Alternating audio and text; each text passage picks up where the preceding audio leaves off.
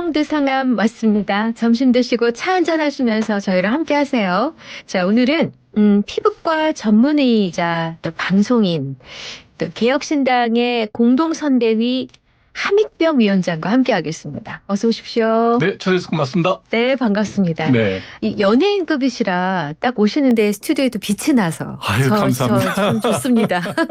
근데 호칭을 어떻게 해드리는 게 좋아요? 원장님이 좋으세요? 위원장님이 좋으세요? 원장이 편한데 어찌됐든 내가 6월 3일까지는 네. 개혁신당에 이제 공관위원도 있으니까 네. 뭐 그렇게 해주면 네네. 아무래도 후보 득표에 좀 도움이 되지 않을까요? 오늘은 위원장님으로 네, 불러드리는 걸로 감사합니다. 하겠습니다.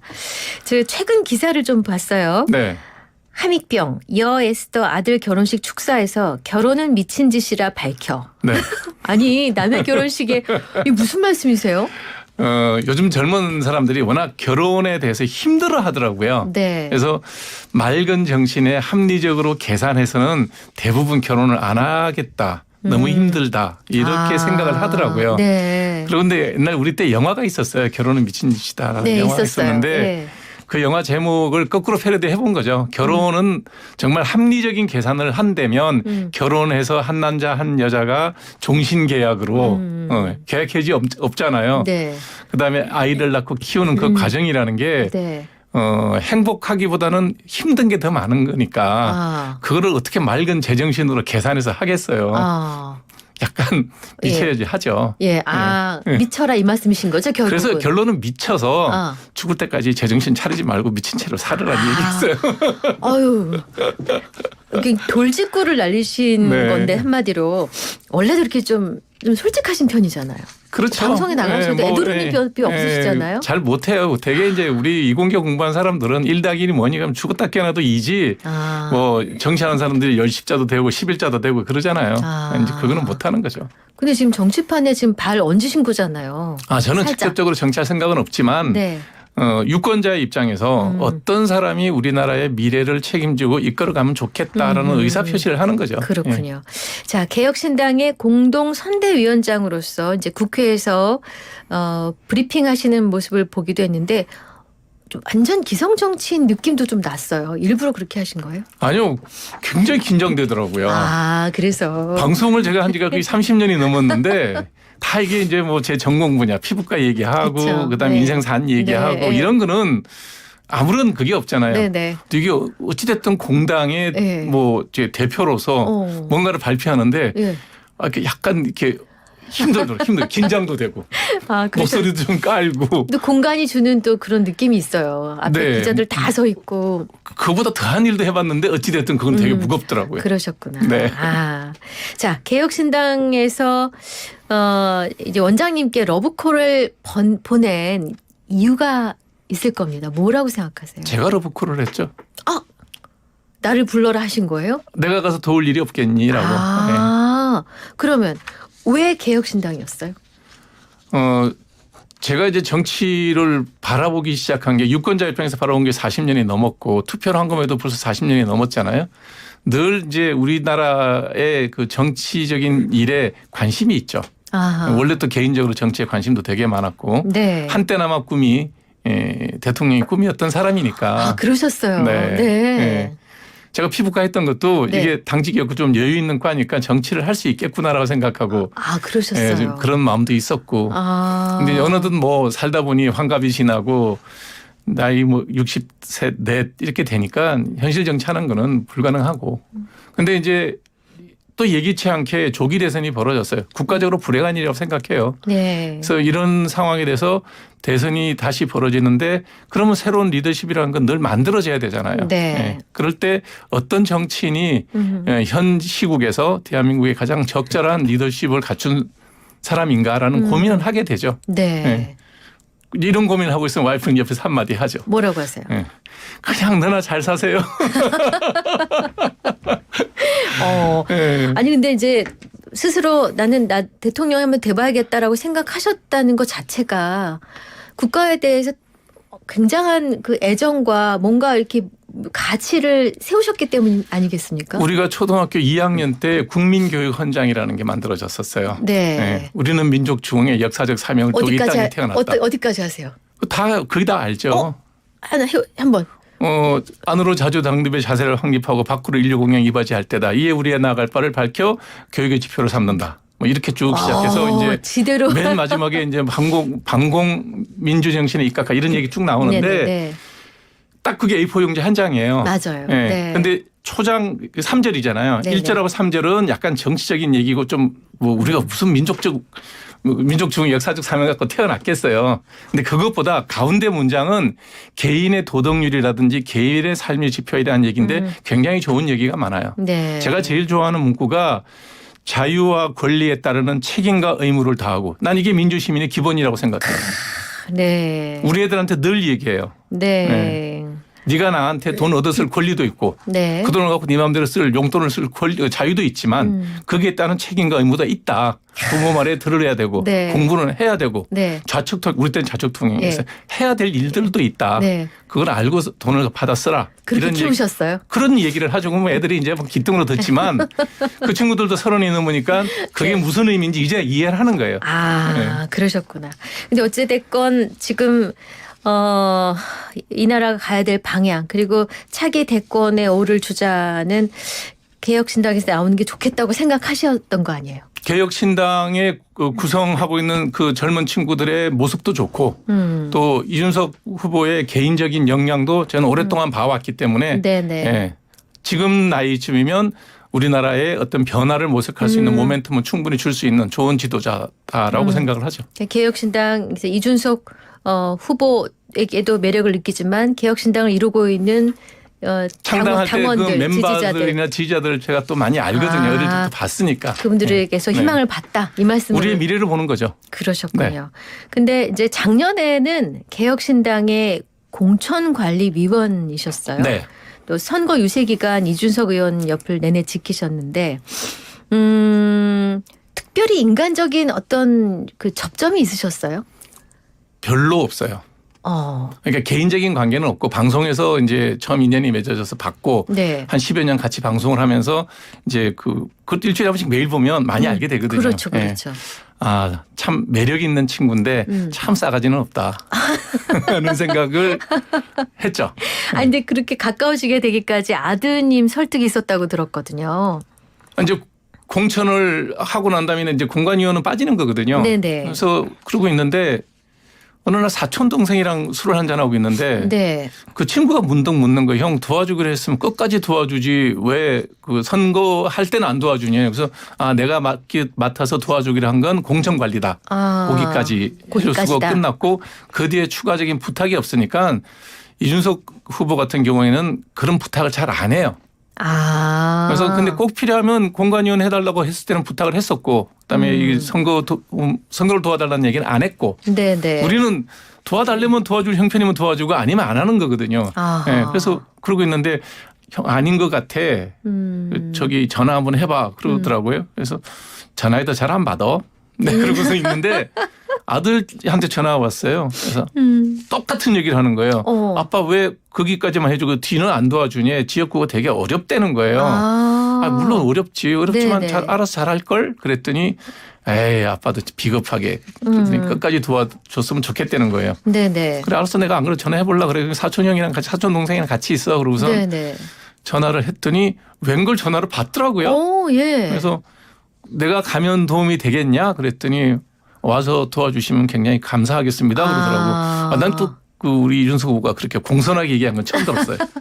그래서 알았어 그러면 내일부터 내가 도와줄게 그러고 간 거죠. 아니 그러면은 일단 10번 전화하면 몇 번 정도 받는 것 같으세요? 한 2-3번 받아요. 그래요? 바쁘겠죠.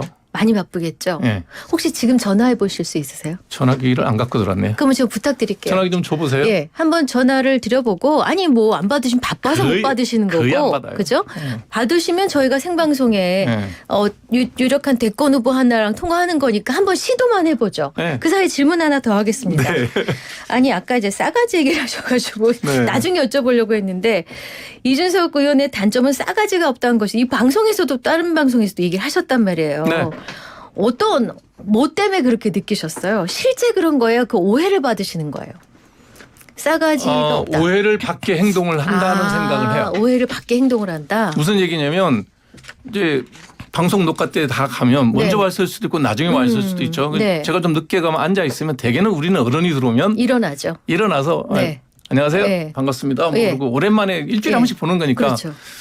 하다 근데 못해 뭐 커피라도 한 잔 자기가 타와서 그렇죠. 뭐 이렇게 네. 예, 하고 이래야 되는데 그런 게 전혀 없어요. 안녕하세요. 앉아서 인사하고. 이게 그래서 그 미국 물을 많이 먹어서 그럴까요? 그게 미국 물을 먹어서 하는 게 아니라 애 키워보니까 우리 애들도 다 똑같더라고요. 세대가 다른 거예요. 아, 세대가 다르다. 세대가 달라요. 이해됐습니다. 자, 전화기 받으셨으니 한번 해보죠. 해볼까요? 예, 시도해보죠. 뭐 생방송 이게 좋은 거지 뭐. 그렇죠. 에이, 뭐 MC맘이야. 막. 맞아요. 이 자리에서는 최고잖아요. 호응해 주셔서 고맙습니다. 네. 일단 한뼘 자. 통화로 하시고 여기 방송이라는 걸 좀 알려주세요. 예. 네. 자, 지금 저희는 이슈앤피플 살롱드 상암 개혁신당의 함익병 공동선대위원장과 인터뷰 중인데요. 이준석 의원과 전화 시도하고 있습니다. 받을지 안 받을지 모르겠어요. 뭐 거의 안 받는다예요. 벨이 가고 있습니다.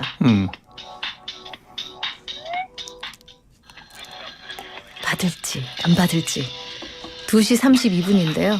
지금 바쁜 시기잖아요. 지금 어디 가서 뭐 이제 뭐 또 피켓 들고 선거운동 그렇죠. 하고 있겠죠. 그렇죠. 네. 바쁜 시기라 일단 못 받을 가능성이 높다 합니다. 네. 하나도 이상한 일이 아닙니다. 네. 네. 아니 늘 그래. 됐습니다. 일단 시도했다는 게 네. 이거는 안 받은 게 아니라 못 받는 상황으로 해석이 되는데요. 어제 밤에도 내가 급히 연락하기 위해서 10시쯤 전화했는데 전화를 안 받고 아침까지 콜백이 없어요. 그래서 대선 후보잖아요. 바쁘잖아요. 내가 도와줄로 전화하지 뭐 부탁할 일로 전화하겠습니까? 아, 그렇군요. 자, 좋습니다. 아까 싸가지가 없게 보이는 것이 싸가지 없는 것을 오해받는다. 그리고 그것은 세대 간의 특성이다라고 변호를 해주셨어요. 우리가 알고 있는 변호가 아니라 제가 자식을 키워보니까 그렇더라고요. 근데 이게 우리 때 도덕률, 우리 때 인사하는 자세 이런 걸 갖고 기준으로 얘기하면 그럴 수 있어요. 그래서 이제 일단 그런 거 어른이 되면 빨딱빨딱 일어나는 거 네. 이게 교육이 안 됐죠. 아하, 네. 예. 뭐 근데 우리 애들이 다 그렇더라고요. 아, 네. 그렇지만 이제 유권자들을 만날 때는 그런 보면 모습도 잘해요. 내가 동탄선거운동 가서 보면서 표 주면 저렇게 잘하는구나 생각이. 잘해요. 절도 그럼 됐네요. 잘해요. 절도 잘하고 인사도 잘해요. 빠딱빠딱 일어나고. 허리가 나 아픈 줄 알았는데 허리가 잘 굽어져. 그래서 내가 그러면서 그 얘기했어요. 네. 유권자한테 그런 건 당연하고 네. 어른이 들어오면 그러면 뭐 원장님하고 저 그렇게 하는 사이에 제가 꼭 일어나서 인사를 드려야 돼요. 그래서 그게 나는 상관이 없는데 네. 나 또래의 또 다른 어른들도 있는데 아. 그 사람들에게는 그런 걸 갖추는 게 좋을 것 같다. 그러면 그렇게 네, 알겠습니다. 그러더니 요즘엔 잘 하던데요. 아, 그래요. 그러면 모니터를 받으면 수정하네요. 바뀌어야 된다고 본인이 수긍하면 금방금방 바뀌어야 이게 유연한데 네. 이제 그런 뭐라 그러죠? 나쁜 이름 붙이기라 그러잖아요. 네네. 마케팅 하는 사람들 보면 이렇게 네이밍을 하는데 좋은 쪽으로 네이밍 해주는 게 아니라 그런 거를 네이밍을 해서 이준석이 싸가지 없다 이런 얘기를 하는데 네. 저는 뭐 그때 선거 유세할 때 도와줄 때도 그랬어요. 예. 젊은 사람이 어른한테 너무 예의 바르도 그것도 난 별로 또 보기가 안 좋아요. 무슨 말씀 이해했습니다. 자, 지금 인터뷰 중인데 광고를 들어야 될 시간이라서 잠깐만 광고 듣고 오겠습니다. 카멜로 장갑 하나로 일상이 안전해진다. 안전한 용접 장갑 카멜로 편안한 작업 장갑 카멜로 세련된 안전 장갑 카멜로 오늘도 손끝 하나 다치지 않고 일 잘 끝냈습니다. 장갑은 카멜로. 합성 목재 예스팀바, 산책로, 야외 데크, 울타리, 사이딩, 전원주택 인테리어까지 다양한 형태로 활용이 가능한 친환경 합성 목재 예스팀바. 우수한 품질의 정부 조달 우수 제품, 나무 느낌 그대로. 합성 목재 예스팀바. 경동산업 주식회사. 우리나라 1등 대학교, 호텔, 종합병원부터 우리 동네 단골 카페까지 어디에나 1등 시스템 에어컨 관리가 있습니다. 시스템 에어컨 서비스 국내 1위 LG전자 유지보수자 회사 하이엠솔루텍 LG정품 서비스와 특허받은 기술력으로 1등을 책임지는 1등. 안녕하세요. 아이엠뱅크 모델 가수 싸입니다. 상상 그 이상의 놀라움을 만나보세요. 그 이상의 새로움에 둘러 날마다 Imagine more 아이엠뱅크. 여러분 안녕하세요. 서울특별시의회 의장 최우정입니다. 서울 시민이 부르시는 곳 어디든 우리 의회가 바로 현장으로 찾아갑니다. 광역의회 최초로 만든 현장 민원 담당관이 일상의 어려움을 말끔히 치워드리겠습니다. 적시의 예상과 조례로 여러분의 아주 보통의 하루를 지켜드리겠습니다. 시민보다 먼저 걱정하고 가장 늦게 안심하는 우리 의회와 함께라면 내일은 봄입니다. 이 캠페인은 서울특별시의회와 함께합니다. 핫한 시사와 사람 사는 이야기가 있는 한낮의 시사살롱 이익선 최수영의 이슈앤피플. 평일 오후 1시 15분 상암동 살롱에서 시사 한잔 하세요. 저는 굿모닝 굿나이프 진행자 양돈사모 양수진이었습니다. 네, 이슈앤피플 2부 살롱드 상암. 오늘은 개혁신당의 공동선대위원장이시죠. 함익병 위원장님과 함께하고 있습니다. 앞에서 갑자기 싸가지 얘기를 하는 바람에 오늘 이준석 의원 띄우려고 나오신 거 맞냐는 질문이 들어왔어요. 아니, 싸가지라는 의미로 부정적으로 사용을 하는데 네. 저는 긍정적으로 봐요. 난 싸가지 자체는 됨됨이잖아요. 네, 그러니까 젊은 사람이 너무 어른한테 예의에 맞춰서 그렇게 하는 것도 보면 변화가 없죠. 조선이 왜 500년 역사를 종지부를 찍었겠어요. 변해야 될 때 변했을 때는 잘 됐어요. 조선 초기에 태조 이성계 때부터 시작해서 성종조까지는 변할 때 변했어요. 다른 사회보다 훨씬 더 능동적으로 변해서 우리가 그 당시에는 동북아시아에서 어느 정도의 지위를 갖고 있었고 명나라도 무시를 안 했어요. 네. 그 뒤에 그대로 변하지 않으니까 결국은. 네, 임진왜란 당하죠. 병자호란 당하죠. 그랬구나. 그때도 네. 또 변하지 않고 쭉 가니까 끝에가 망한단 말이에요. 맞네요. 생명체가 변하지 않는다는 얘기는 그건 죽음을 이루는 길이에요. 국가 조직도 똑같아요. 그럼 이준석 의원의 강점을 이제 또 나열해 변화요. 주세요. 능동적으로 변할 줄 안 되는 거예요. 능동적으로 늘 생각이 변하죠. 변하고 아하. 늘 새로운 걸 갖고 모니터링을 하고 그다음에 모르는 얘기를 누군가가 전해줄 거 아니에요. 이준석 후보가 지가 하보다 나왔다 그러고 얘기를 하지만 그게 나왔다고 다 알지는 않거든요. 네. 그러면 저도 다 알지는 않아요. 네. 그러면 좋은 사람을 그 해당 분야의 전문 분야의 사람들을 이렇게 모셔서 같이 얘기하고 밥 먹는 자리에 모셔다 같이 가서 얘기를 들으면 귀가 쫑긋해요. 중요한 건 메모는 안 해요. 다 외워요. 머리가 워낙 좋았어요. 네. 그래서 그게 다음번 자기의 어떤 그 유세라든지 그런 데 보면 빨리빨리 반영을 해요. 그렇군요. 네. 그래서 참 습득력이 좋고 변화를 알겠습니다. 잘 하는구나. 그러니까 이런 질문 한번 해볼게요. 현재 대선 주자 가운데 지지율 1위는 민주당의 이재명 후보죠. 독보적이죠. 네. 이준석 의원이 이재명 후보보다 이거 훨씬 낫다. 일단 젊다. 젊다. 네. 젊다. 그다음에 예. 때묻지 않고 순수함이 있다. 때묻지 않고 순수함이 있다. 신세진 사람 없다. 갚을 신세진? 사람도 없어요. 사람 갚을 사람 없다. 신세는 나한테 꽤 졌는데 아직도 갚을 생각도 안 하고 뭐 받을 생각도 없고요. 네. 그런 것들이 본인이 뭔가를 변화를 추구하는데 그걸 침이 없다. 그다음에 제일 중요한 거 이재명 후보는 저랑 한 살 차이인가 저 또래예요. 네네. 네. 이준석 후보는 40이에요. 네네. 본인이 뭔가를 잘못하고 5년 만에 임기를 마치고 내려온다면 45부터 85세까지 40년 동안 욕먹고 살아야 돼요. 잘하지 않을 수가 없어요. 아하, 그렇게 보시는군요. 근데 때묻지 않고 순수하다라는 데는 이견이 있을 수 있을 것 같아요. 껍질만 젊지 그냥 정치인 물이 다 들었다 이런 비판이 있거든요. 그게 우리 사회에서 대통령을 뽑을 때 가장 큰 문제, 국회의원을 뽑을 때 가장 큰 문제예요. 아니 의사가 되는데도 공부를 14년 해야 돼요. 네. 그거보다 정치가 더 어렵지 않습니까? 어렵죠. 예. 우리는 정치를 보통 사람이 한다고 생각하는데 저는 아니에요. 공부를 많이 한 사람, 정치 공부를 많이 한 사람이 하는 게 맞다라고 봐요. 네. 그러니까 지금 이제 윤석열 대통령 같은 경우에도 적어도 정치를 국회의원 한 번이라도 하고 대통령이 되셨더라면 이런 불행한 일을 겪었을까라는 생각을 하게 된다는 거죠. 정치를 좀 제대로 공부하고 알아야 된다. 네. 네. 근데 이준석 의원의 지지층, 주 지지층이 이제 상대적으로 젊은 남성들로 알려져 있거든요. 그동안 남성 친화적인 정책과 발언들이 많이 나왔었는데 뭐 인구의 반은 여성이잖아요. 여성의 표심을 어떻게도 얻을 생각인지 궁금합니다. 제가 그 대목에서 이준석 후보가 한 얘기는 그냥 보편적인 인간이면 해야 될 인권에 대한 얘기를 했는데 네. 그게 여성에 대한 차별로 받아들여졌다 그러면 우리 여성들이 너무 남성들에 비해서 받는 우대 정책이 많다라고 역설적으로 생각할 수도 있죠. 오히려? 대표적으로 여성가족부예요. 예. 여성이라고 여성 가족부를 만들어야 될 시기가 있었죠. 네. 우리 엄마 세대 때. 네네네네. 근데 저는 제 와이프 세대만 하더라도 특별하게 여성이 불이익을 받았다는 생각은 안 들어요. 네. 지금 20대 내 아들, 딸들의 세대를 보면 내 사이가 불쌍하지 내 아들이 불쌍하지 않아요. 아, 그 정도로 여건 신장됐다? 네. 예. 네. 그러니까 여성가족부는 불필요하다. 그 문제를 여성가족부가 아니라 보편적인 인권의 확장의 개념으로 받아들이면 여성이 받고 있던 기득권 같은 혜택이 있죠. 네. 그것들이 사라질 수는 있겠죠. 여성 할당제. 능력대로 하자. 네. 자, 우리 때 제가 150명이 의과대학 들어갈 때 여학생이 30몇 명이었어요. 네네. 지금은 여자가 더 많아요. 맞습니다. 네.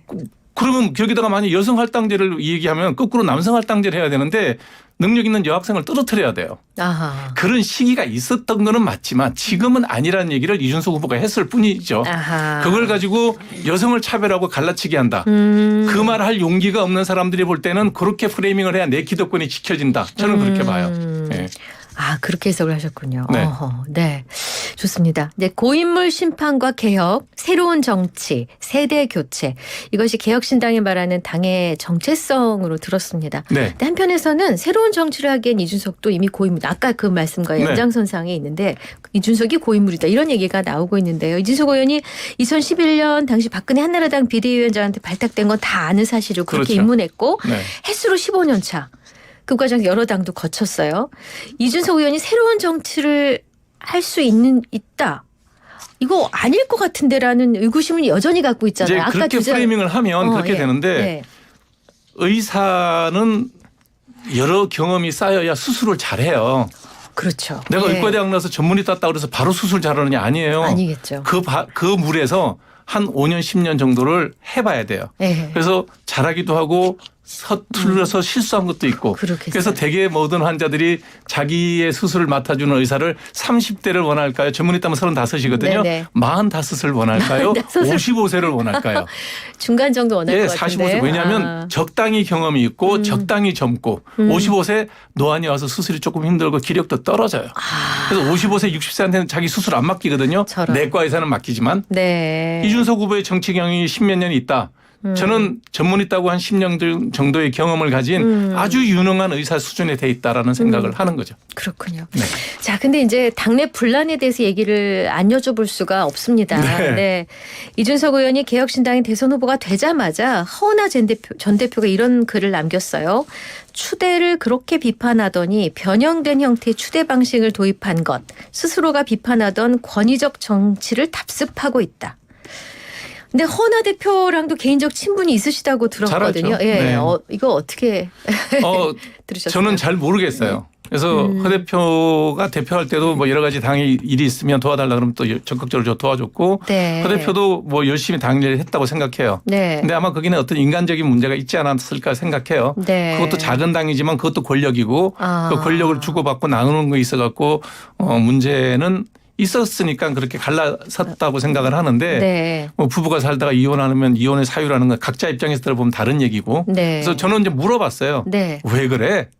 왜 어지간하면 그래? 같이 좀 가지. 예, 그랬더니. 그랬더니 다 설명하기가 너무너무 복잡하고 너무너무 좀 이렇게 자잘한 것들이 많이 쌓여 있었다는 느낌이 들더라고요. 네. 그래서 저도 동업을 하고 동업을 정리하는 사이지만 큰 소리는 안 났거든요. 네. 그래서 그러면 조금이라도 더 힘 있는 사람이 양보해야 되지 않았나라고 생각한다고 얘기했더니 선거만 아니었다면 뭐 그럴 시간적 여유도 있겠지만 빨리 선거를 준비해야 되는 상황이라서 본인들이 그러니까 지금 이제 이준석 후보를 돕고 있는 사람들이 충분한 설득 시간을 갖지 못했다는 해명을 하는데 저는 그 대목에 대해서 계속 그쪽에서 고민을 하더라고요. 하면서 뭐 당원권 정지 뭐 이런 거에 대해서 얘기를 하길래 네. 그만해라. 그만해라. 네. 이혼하고 난 다음에 싸워서 해봐야 네. 그거 다 똑같은 사람밖에 더 되겠니. 네. 상대가 너에 대해서 비판하고 비난하면 들으라 그랬어요. 아무 말 하지 말고.